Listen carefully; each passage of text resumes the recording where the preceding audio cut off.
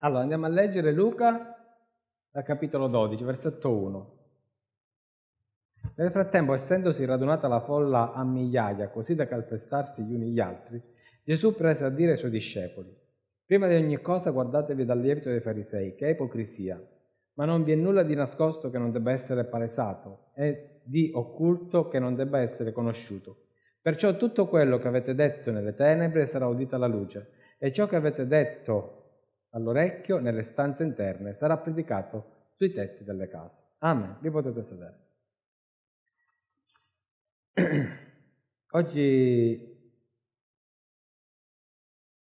vi voglio parlare di come noi siamo bravi a decrescere, non a crescere, di come siamo bravi ad andare indietro piuttosto che avanti. E Gesù parla del lievito dei farisei. Ora molti di noi si chiederanno che cos'è questo lievito dei farisei, ma è semplice e possiamo vedere che nella nostra vita un pochino di questo lievito c'è e dobbiamo cercare di sistemarlo. Che cos'è il lievito dei farisei? È la conoscenza della parola di Dio senza lo Spirito Santo. Ok?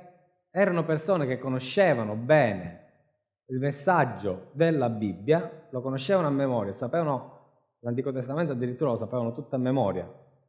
Conoscevano versetti a memoria dei profeti, versetti a memoria dei salmi. Insomma, avevano una conoscenza della parola di Dio che era perfetta. Eppure il loro modo di fare non combaciava spiritualmente e umanamente con quello che loro conoscevano. Cioè, non facevano le cose che la parola di Dio diceva fino a quel momento, ma neanche spiritualmente le avevano capite. Per cui Gesù dice ai suoi discepoli di stare attenti a non farsi prendere da questo lievito, perché un pochino di lievito poi guasta tutta la pasta. Un pochino di questa, tra virgolette, arroganza può guastare tutto il nostro essere. Che vuol dire che non ci possiamo fermare solo alla conoscenza che abbiamo. Siamo diventati bravi con la parola di Dio, siamo diventati esperti dalla Bibbia, in un modo o nell'altro ce la sappiamo cavare, sappiamo anche rispondere alle persone, ma era tutto quello che facevano praticamente i farisei, né più né meno, perché davanti a Gesù i farisei andavano a prendere la parola di Dio e gli portavano avanti la parola di Dio, ma alla fine era senza spirito quella parola. Capite? Quindi senza Spirito Santo noi non siamo né più né meno che come i farisei. Matteo 25-24. Infine venne colui che aveva ricevuto un solo talento e disse: Signore, io sapevo bene che tu sei un uomo aspro, che miete dove non ha seminato e raccoglie dove non ha sparso. Perciò ho avuto paura e sono andato a nascondere il tuo talento sottoterra. Ecco, te lo restituisco. Il suo signore rispondendo gli disse: Malvagio e indolente servo, tu sapevi che io mieto dove non ho seminato e raccolgo dove non ho sparso. Tu avresti dovuto affidare il mio denaro ai banchieri e così, al mio ritorno, l'avrei riscosso con l'interesse. Toglietegli dunque il talento e datelo a colui che ha 10 talenti. Poiché a chiunque ha sarà dato e sovrabbonderà, ma chi non ha gli sarà tolto anche quello che ha. Gettate questo servo inutile nelle tenebre di fuori, lì sarà il pianto e lo stridor di denti. Questa è una parte della parabola dei talenti. Ho preso solo questa parte perché sviluppa perfettamente quello che può essere un credente senza Spirito Santo. Questo credente ha 2 limiti. Dì alla persona accanto a te, 2 limiti. Quali sono questi 2 limiti? Non conosce il suo Signore, o meglio, conosce la parte fantasiosa di quello che gli hanno raccontato e ha paura. Ok? Le 2 sono strettamente collegate. La paura viene dalla mancanza di conoscenza e la mancanza di conoscenza viene dalla paura. Vi voglio fare notare una cosa, che questo servo è sincero. Ha aperto il suo cuore al suo Signore e gli ha detto: io ho avuto paura di te. Gli poteva dire: sai, mi sono rotto la gamba, non ho potuto fare niente e quel talento è rimasto lì, punto. Invece è stato sincero col suo Signore e gli ha detto: Signore, non l'ho potuto fare. E io quando ho capito questo è venuta la tragedia più totale, perché ognuno di noi, nella sua sincerità, può anche non fare la volontà. Nel senso che tu puoi essere sincero quanto vuoi col Signore, ma forse quella sincerità non basta, ti condannerà lo stesso. Capite? Cioè, dì alla persona a te, sii sincero. Certo, perché se dice la bugia, la punizione può essere anche peggiore. Ma lui è stato sincero. Ha aperto il suo cuore e gli ha detto la verità, come ognuno di noi farebbe. Signore, questa cosa non l'ho potuta fare perché c'era quell'ostacolo. E Signore, non è che giustifica. Siamo fuori di testa se pensiamo a una cosa di questo genere. La conseguenza del non fare la pagheremo lo stesso. Dice, ma Dio è cattivo. No, ora ci arriviamo al fatto dell'avere timore di Dio, perché è importante avere timore di Dio. Dunque questo servo non ha avuto timore di Dio, ha avuto sincerità nei confronti del suo Signore, ma non ha avuto timore del suo Signore. Non ti giustificare per quello che fai, perché se non c'è giustificazione che tenga, lo stesso il Signore agirà secondo la sua coscienza. È calato il silenzio, lo so, ma se voi guardate bene questo brano, c'è proprio scritto così. Questo servo è stato chiamato inutile, perché se un servo non fa niente è inutile. Anche se sinceramente ha voluto fare qualche cosa, ma non ha potuto farla, lo stesso è inutile. Anche se con tutto il cuore pensava di investire quei soldi in banca o comprando un appartamento e affittarlo, lo stesso con quello che lui pensa di fare non viene giustificato. Con la sincerità che ha nella sua vita non viene giustificato.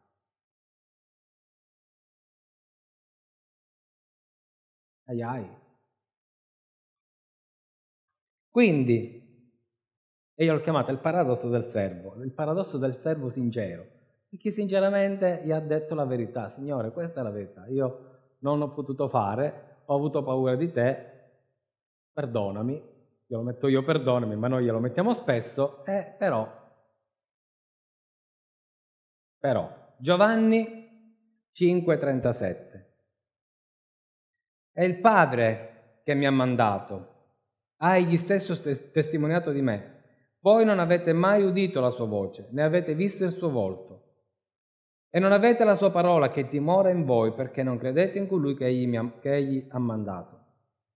Voi investigate le scritture perché pensate di avere per mezzo di esse la vita eterna, ed esse sono quelle che testimoniano di me. Ma voi non volete venire a me per avere la vita. Gesù parla sempre ai farisei e loda, tra virgolette, in maniera negativa il loro approccio alla scrittura, alla Bibbia, ma nello stesso tempo dice che quell'approccio li condanna, perché hanno accettato la scrittura che viene da parte da Dio, ma non hanno accettato Dio che viene da parte della scrittura. Non hanno accettato Gesù. Ma certe volte noi ci applichiamo troppo sulla parola e rifiutiamo quello che il Signore ci dice o ci vuole dire. Rifiutiamo di seguire i Suoi consigli perché secondo noi è meglio operare in maniera diversa e noi in questo modo diventiamo disubbidienti. O qualche volta siamo mossi anche dalla paura. Non facciamo determinate cose perché nel nostro cuore c'è paura. Paura delle cose sbagliate però, non timore di Dio. Loro erano quelli che sapevano e conoscevano la scrittura, ma non avevano capito che chi era davanti a loro era colui che le scritture annunciavano. I farisei erano persone che studiavano la Bibbia, la conoscevano bene e non erano però predisposti verso la parola fatta carne, verso colui che era vita.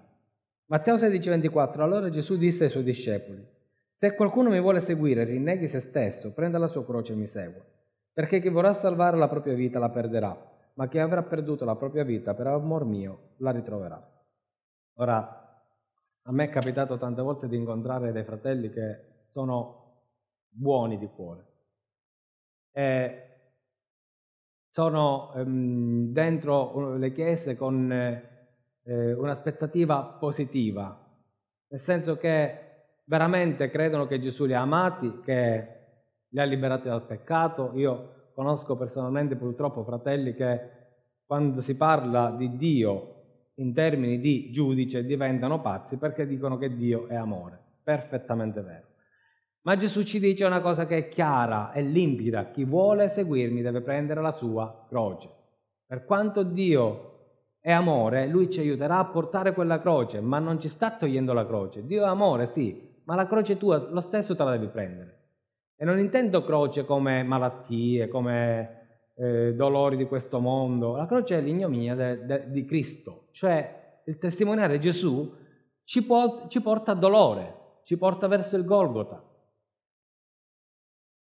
Se noi non facciamo la sua volontà e non prendiamo quella croce, che è la sua volontà, noi non possiamo chiamarci cristiani veri. Viviamo un cristianesimo romanzato, favolistico, che non ha né piedi, non ha né testa né coda. I piedi ce li ha, cammina per i fatti suoi, ma senza testa e senza coda. Quindi noi abbiamo bisogno di non fare come facevano i farisei. I farisei leggevano, ma erano sepolcri imbiancati, cioè esternamente sembrava che seguivano la parola di Dio, ma internamente erano tutt'altro, erano morti spiritualmente. Gesù infatti gli dice: voi se volete la vita dovete guardare a me, dovete seguire me. Quindi, da questo punto di vista, noi dobbiamo iniziare a prendere un pochino più di coraggio. Vi ricordate l'altra volta abbiamo detto che è uno spirito la paura e che bisogna cacciare quello spirito. Ma il coraggio che cos'è? Il coraggio è affrontare le cose di cui noi siamo consapevolmente convinti. Il coraggio non è affrontare le cose dove hai paura, ma se tu hai convinzione delle cose che fai, convinzione delle cose che dici, quello è coraggio, andare contro gli altri che sono nell'inganno o che comunque vogliono propinarti qualcosa che non è vera. Ci dobbiamo svegliare, perché noi non siamo come i farisei, voglio sperare. Dì alla persona che a te: tu non sei fariseo. Amen. Tu non sei fariseo. Quindi ci dobbiamo dare una mossa. Ci sono dei sintomi di quando noi non facciamo la volontà di Dio, di quando noi non lo seguiamo, di quando noi non lo conosciamo. Se noi non lo conosciamo, dentro di noi ci sono dei punti deboli e che si vedono anche esternamente e che spesse volte noi anche esponiamo, ma quello che noi esponiamo è in mancanza di conoscenza del nostro Signore. Quali sono questi punti deboli? Mancanza di visione. Quando noi non abbiamo chiaro qual è il nostro futuro, il futuro della Chiesa, il futuro inteso come che devo fare io per il Signore. Mancanza di identità in Cristo e mancanza di missione. Cioè, quando noi iniziamo a dire, ma Signore, che cosa vuoi che io ti faccia? Questo è il sintomo più palese che non conosciamo il nostro Signore. Perché noi ci comportiamo come il servo con un talento. Riceve questo talento e dice, ma io che c'è a fare questo talento? Quindi non ha visione del futuro, non ha visione di se stesso. Non sa quello che deve fare, l'unica cosa che fa è prendere quel tesoro, quel tesoretto, e seppellirlo sottoterra, cioè tenerselo per sé. Quindi quando in noi manca la visione di quello che siamo chiamati a fare, la missione di quello che il Signore vuole da noi, vuol dire che non abbiamo conosciuto, non lo conosciamo ancora. Dice, ma com'è possibile? Io lo conosco perché io conosco la scrittura, ma tu conosci la scrittura secondo l'intelligenza, non secondo lo spirito, perché lo spirito ti deve suggerire che cosa sei in Cristo e qual è la tua missione. Quindi quando leggiamo la parola di Dio, prima di tutto dobbiamo dire allo Spirito Santo, Signore, parlami, fammi capire che cosa vuoi che io ti faccia oggi. Poco fa mio fratello mi ha detto una cosa, istintivamente nella mia mente sono scattate delle molle. Arrivato a un certo punto dissi, vabbè, prima devo chiedere al Signore, se il Signore vuole che io agisco in una determinata maniera. E c'è Spirito Santo, mi voglio arrendere a te, farò quello che tu mi dirai. E lui mi ha risposto chiaramente e io mi sono abbandonato involontariamente, volontariamente ho subito quella parola dello Spirito Santo, ma ho obbedito e mi sono sottomesso. Così è necessario che noi ci muoviamo. Quando noi conosciamo colui che ci parla, abbiamo anche chiarezza di quando ci parla. Quando noi conosciamo la scrittura secondo lo Spirito, noi abbiamo chiarezza di quello che il Signore vuole che noi facciamo durante la giornata. La mattina fatti guidare dallo Spirito Santo.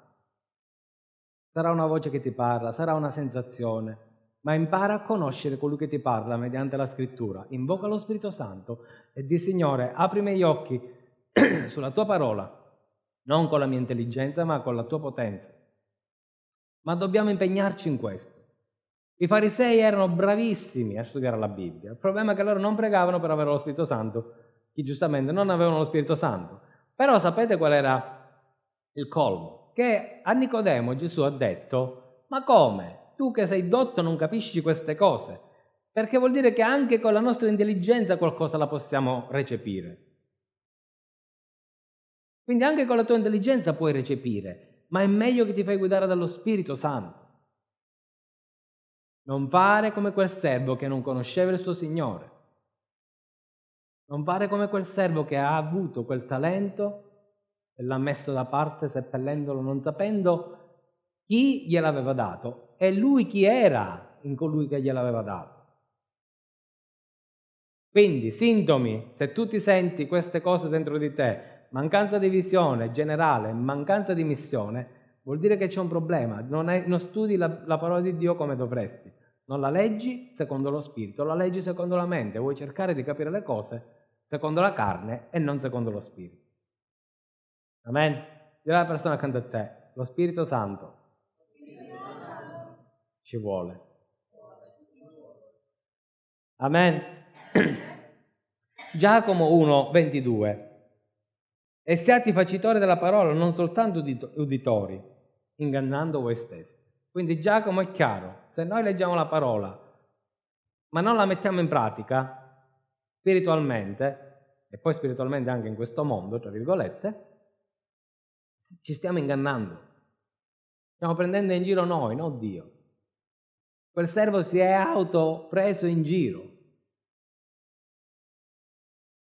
Ci siete? Ed era un servo che io dico che era bravo. Fatemelo passare questo termine. Era bravo, perché era sincero, ha aperto il suo cuore. Disse, Signore, io non ce la faccio, non ce l'ho potuta fare.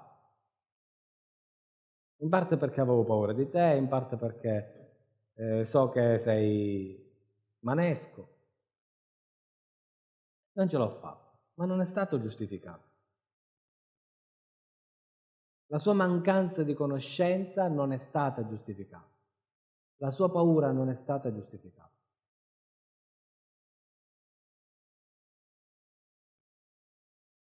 È come un matrimonio. Si fa ciò che è coerente all'interno del matrimonio. Che significa? Che all'interno di un matrimonio ci si conosce e si agisce di conseguenza. Quindi io non opererò mai contro mia moglie non opererà mai contro di me, possiamo litigare, avere problemi tra di noi, ma mai metteremo in dubbio il fondamento del matrimonio, del nostro matrimonio. Amen. Tu devi fondare la tua fede in Cristo come fondamento, ma questo significa che lo devi conoscere intimamente. E Paolo spesso ci parla di questo, ci fa questo paragone, perché proprio lui vuole far capire quanto deve essere intimo il nostro rapporto con Gesù, quanto deve essere intenso e particolare. Lo capite? Vuol dire che il nostro matrimonio è un esempio di come dovremmo essere con Gesù. Certo, se abbiamo matrimonio all'acqua di rose, il nostro rapporto con Gesù sarà all'acqua di rose.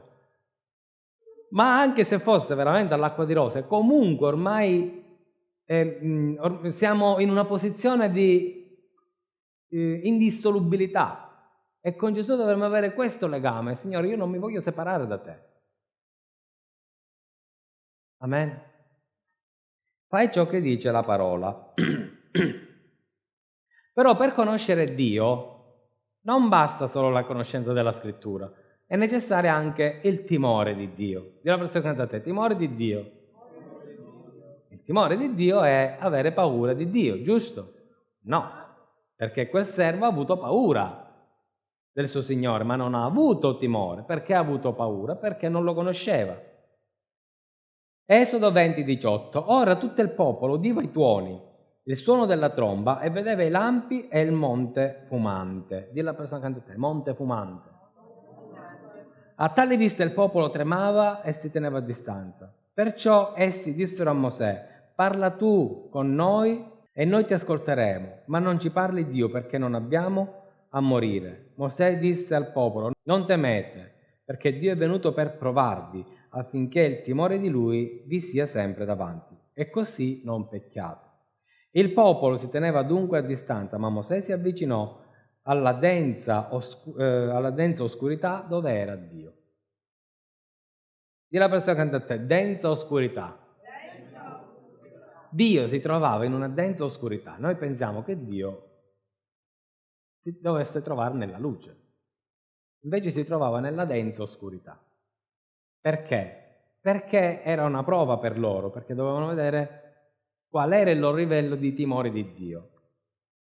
Mosè dice una cosa che sembra contraddittoria. Dice non temere perché Dio è venuto a provarvi affinché il timore di Lui vi sia sempre davanti. In questa versione c'è scritto temere e timore, vedete? Ma come? Prima dice non temere e poi dice perché devi imparare a temere? Perché sono due parole diverse, sono due significati diversi. Nella prima dice di non avere paura di avvicinarsi, la seconda invece dice non avere paura di allontanarti. Complicato. Il timore di Dio si manifesta anche nell'oscurità. Cioè noi quando noi cerchiamo Dio, lo dobbiamo cercare anche in quell'oscurità. Come si manifesta il timore di Dio? Nell'oscurità noi possiamo avere paura e non andare nella paura.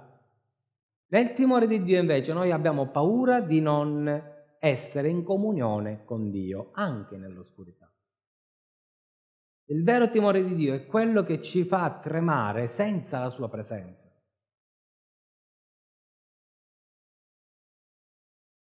Il vero timore di Dio è quando noi alla sua presenza diciamo Signore grazie che sono qua, grazie Signore che ti ho conosciuto, anche se tutto intorno a me c'è oscurità, grazie Signore. Amen? È come se il Presidente della Repubblica venisse qua,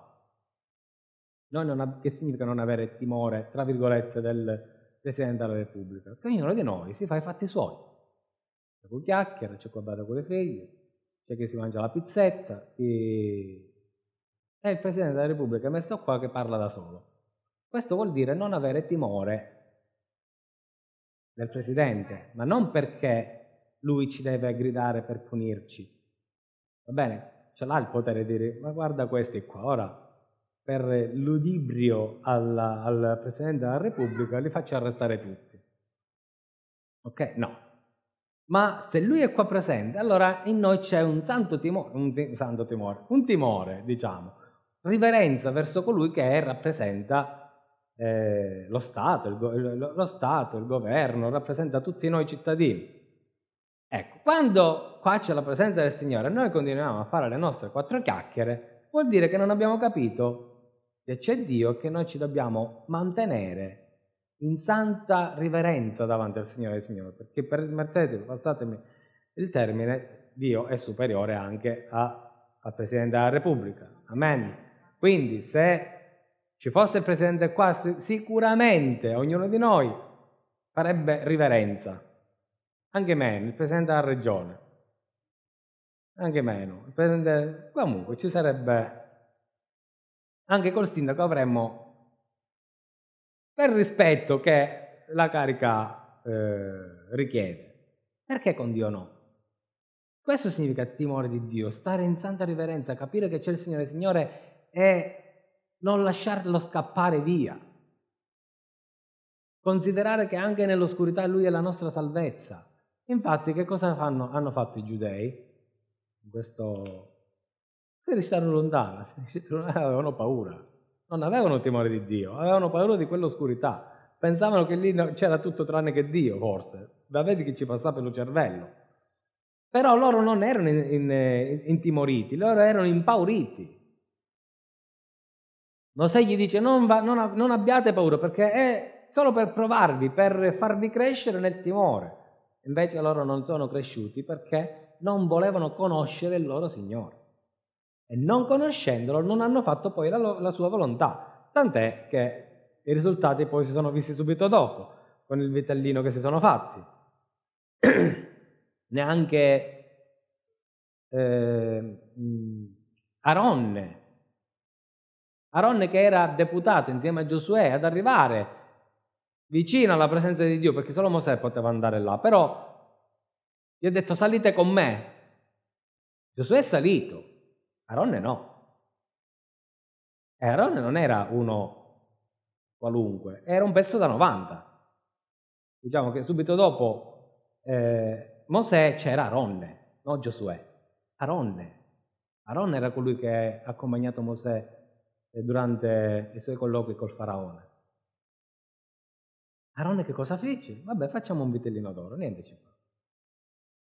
Aronne. Capite? Quando noi stiamo lontani da Dio, anche il più grande dei sacerdoti, i pezzi da 90, possono cadere. Aronne non era dove doveva stare. Quindi, timore 1, paura, che vuol dire tenersi lontano da Dio, e vuol dire anche che se noi ci riteniamo lontani da Dio abbiamo qualche cosa da nascondere.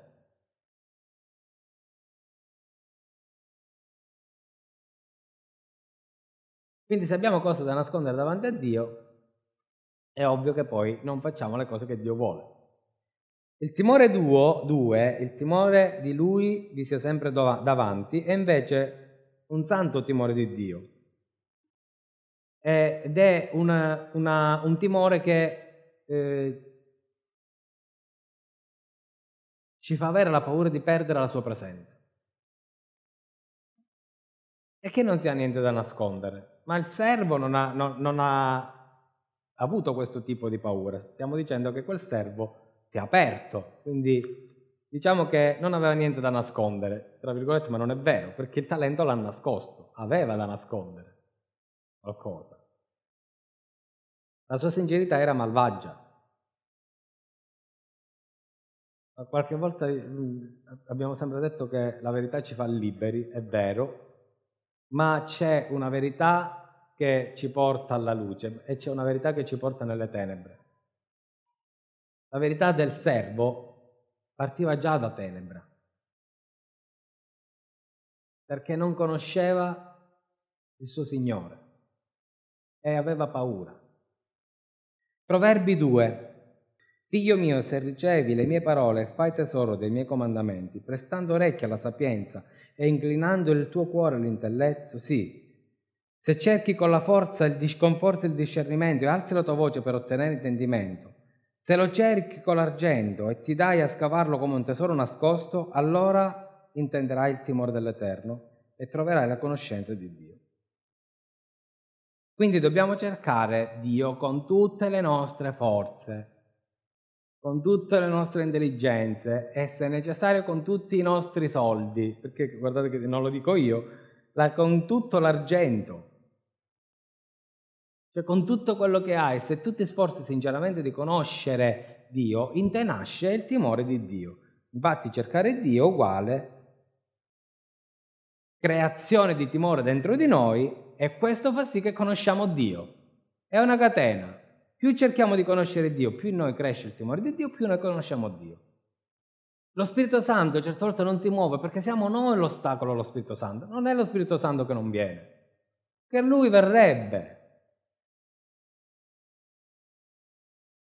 Ma invocare lo Spirito Santo come se invocassimo la Madonna non va bene. Non è la stessa cosa. Questa si chiama idolatria. Facciamo idolatria dello Spirito Santo nella maniera sbagliata. Giovanni 15,14. Voi siete miei amici se fate le cose che io vi comando. Quindi noi abbiamo la conoscenza di Gesù nella nostra vita e diventiamo amici di Gesù quando lo conosciamo. Perché è anche vero che noi non possiamo fare le cose di Gesù se non conosciamo Gesù. Dobbiamo diventare amici dello sposo, amici di Gesù. Ma questa amicizia si concretizza quando noi facciamo la sua volontà. Io spero che ognuno di noi sia amico di Maria. E Maria è una cosa sola ad essere. No? Fate quello che lui vi dirà. Quindi se vogliamo essere amici di Maria, dobbiamo essere amici di Gesù e fare la volontà di Gesù.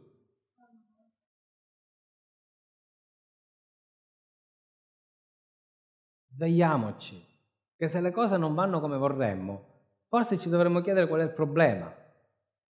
E non è detto che deve essere per forza il pastore che è il problema. Perché se non è un problema, ognuno di voi si può candidare.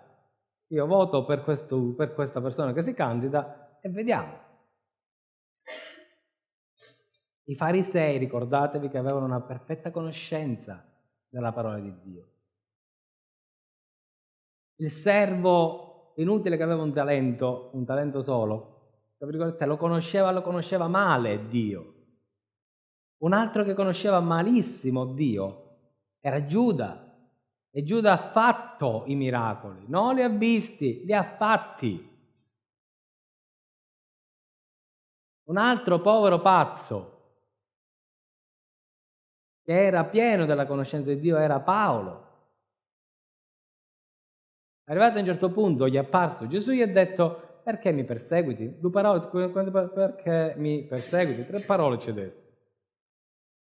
E lui ha preso tutta la conoscenza che aveva e l'ha buttata nella spazzatura. Perché non lo conosceva. Dobbiamo iniziare a diventare intimi con Gesù. Questo vuol dire che ogni giorno dobbiamo prendere quel libro che teniamo sul tavolo, lo dobbiamo leggere no come storiella, come la vita di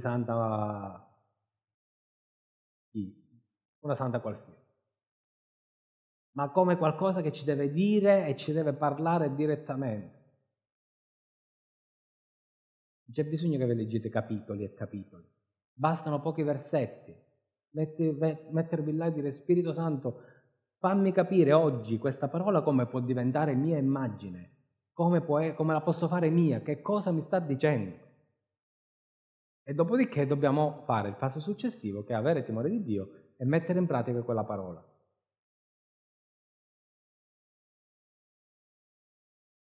Amen? Vi leggo un ultimo versetto. Giovanni 4,8. Avvicinatevi a Dio ed Egli si avvicinerà a voi. Una grande rivelazione che ci fa Giacomo è che non dipende da Dio. Dilla alla persona accanto a te, non dipende da Dio. Giacomo 4,8. Ho detto Giovanni? Giacomo 4,8. Non dipende da Dio, dipende da noi. Se le cose non vanno bene, non dipende da Dio, dipende da noi.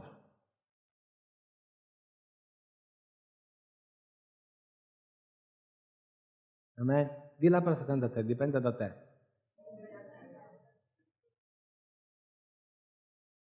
C'è gente che dietro di voi è sola, giratevi e dite, dipende da te. Dipende da noi, non dipende da Dio. Oh Signore, vieni, Spirito Santo, nel nome di Gesù, vieni, Signore, soffia, Signore. Alziamo le mani, vieni Spirito Santo. Alziamo le mani in segno di resa alla tua presenza, Signore. Vieni Spirito Santo nel nome di Gesù. O Yeshada Yasnessara Keran Lerandesha Maye. Undo Snessera Herandes Maishividi Yasnaila Kaye. O Signore dei Signori, Padre del cielo, noi vogliamo conoscerti intimamente e profondamente. Noi vogliamo entrare nel tuo regno, Signore, conoscendo colui che governa. Vogliamo entrare, Signore, davanti al tuo trono, Signore, conoscendo il Re dei Re. Vieni Spirito Santo, metti in noi il santo timore di Dio, metti Signore in noi il desiderio di conoscere colui che ha creato le cose. O Shevaria Snaiseranche Snaishavaye. Onda la rakerandesna keramaye varaya shidni aznai. Ikhadaria slai shederandesna seramala rakandasnaye. Iria shadarandesna siriminikini ashai. Oda yasarakeda yaznaisha. Ina yaznaisera herandes mai shivediasnaye. Vieni Signore, vieni Spirito Santo, soffia sul tuo popolo, Signore, soffia Spirito Santo. Shavayas Naisarake.